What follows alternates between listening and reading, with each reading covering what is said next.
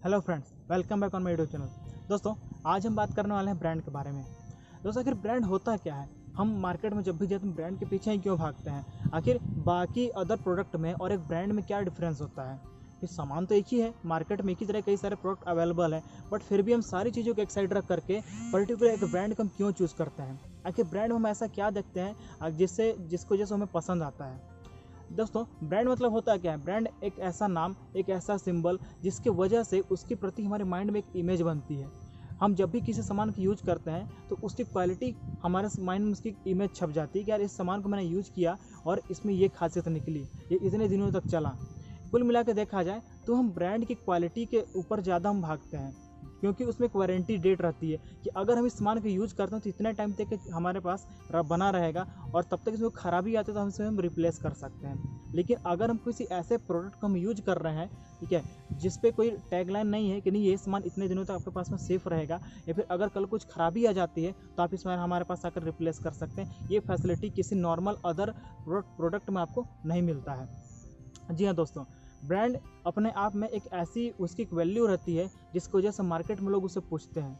Suppose अगर मैं टाटा की बात करूं, हम जब भी टाटा का नाम लेते हैं उसकी एक इमेज हमारे माइंड में क्रिएट हो जाती है। क्यों? क्योंकि टाटा का हमने जो प्रोडक्ट मार्केट में देखा है, हमारे मन में उसकी एक क्वालिटी में तुरंत उसकी छप जाती है, उसका एक लोगो हमारे मन में छप जाता है, उसके ऑनर जो है श्री रतन टाटा जी, उनकी एक इमेज, एक रिस्पेक्टेबल इमेज हमारे मन में बन जाती है। इसीलिए हम टाटा को बहुत ज़्यादा मानते हैं।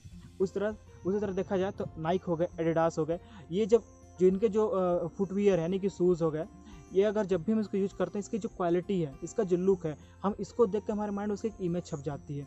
ओवरऑल मिला करके देखा जाए तो ब्रांड अपने आप में एक ऐसी उसका इंट्रोडक्शन है उस नाम का, उस कंपनी का, जिसकी वजह से लोग उसे पूछते हैं। हमारे उसकी जो क्वालिटी होती है, उसका जो लुक होता है, इसको जैसे हम पहनने के बाद हमें अपने आप में एक फील होता है कि नहीं यार मैं एक ब्रांडेड चीज़ पहन रहा हूँ, तो हमारा जो कॉन्फिडेंस का लेवल है ना अपने आप बढ़ जाता है। क्योंकि ब्रांड हमारे मन में एक ऐसी इमेज है उसके प्रति जिसकी वजह से उसको हम पाने के बाद अपने आप को बड़ा हैप्पी फील करते हैं। तो ये सबसे बड़ी बात होती है ब्रांड की। दूसरी बात क्या? ब्रांड मतलब जब भी हम कोई सामान परचेज करने जा रहे हैं तो हमें वो सामान नहीं मिलता है, हमें वहाँ से वो प्रॉमिस मिलता है जिसके वजह से उस ब्रांड को हम बार बार यूज़ करना पसंद करते हैं। क्यों? क्योंकि अगर हमने कोई सामान खरीदा, अगर वहाँ पे हमारे शॉपकीपर ने, दुकानदार ने, अगर हमने उसने हमें ये बोला कि नहीं आपका ये सामान इतने दिनों तक चलता रहेगा, इसमें कोई खराबी है तो हम इसको रिप्लेस यहाँ से कर देंगे, तो हमें एक अच्छा फील आता है कि नहीं अगर मैं कोई सामान परचेज करूँ तो उसकी यहाँ पर वारंटी तो है, उसका एक टैगलाइन तो है, एक टैग यानी कि डेट तो है ना कि इतने टाइम तक हमारे पास सेफ रहेगा, नहीं रहेगा तो हम यहाँ से उसको हम चेंज भी कर सकते हैं। यानी कि हमारे इसमें अपनेपन वाली की फीलिंग देता है एक ब्रांड हमें। दूसरी बात क्या? उसमें एक ट्रस्ट फैक्टर होता है, यानी कि हम जब भी कोई सामान यूज़ कर रहे हैं, अगर हमें सामान पसंद आ गया तो हम बार बार उसको यूज़ करना पसंद करते हैं, और इसके वजह से कंपनी कस्टमर की ज़रूरत को समझता है, उसको क्या अच्छा लग रहा है उस पर ज़्यादा फोकस करता है और उसके अनुसार ही अपने आप को मेंटेन करने की पूरी कोशिश करता है। दूसरी बात क्या?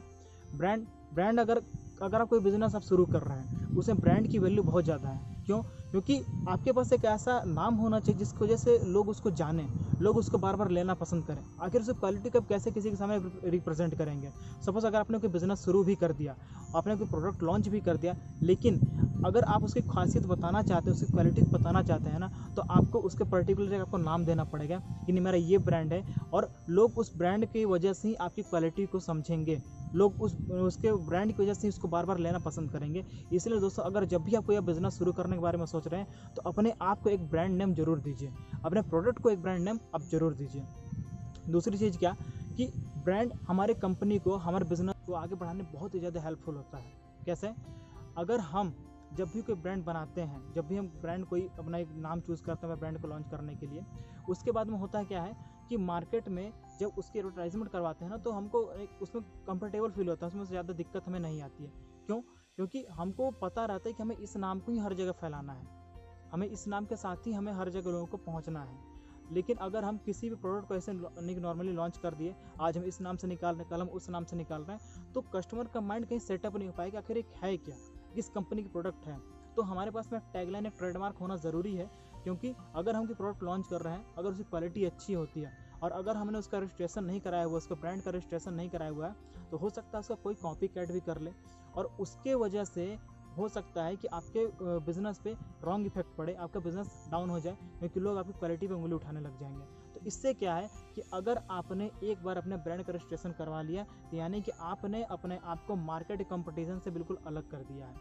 अब आपका मार्केट ही अलग है, तो ब्रांड को लॉन्च करने के बाद आपको बिजनेस में इतना ज़्यादा इजी हो जाता है उसको हैंडल करना कि बाकी चीज़ों के मुकाबले काफ़ी आराम से आप फोकस होकर के अपने बिजनेस को आगे लेके बढ़ा सकते हैं। दोस्तों, ब्रांड अपने आप में एक ऐसा साधन है जिसके वजह से कंपनी आज जो भी बड़ी बड़ी टर्नओवर जनरेट कर पा रही है, उनके पीछे ब्रांड का बहुत बड़ा रोल रहा है।